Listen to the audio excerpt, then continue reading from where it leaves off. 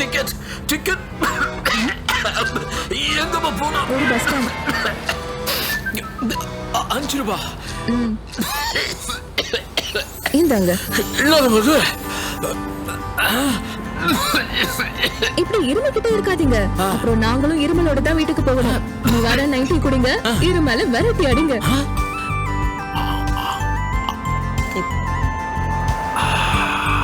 நிவாரன் 90 ஒரு மருத்துவரால் மகத்தான மூலிகைகள் கொண்டு உருவாக்கப்பட்ட இருமல் மருந்து. நிவாரன் 90 குடிங்க, இருமல விரட்டி அடிங்க.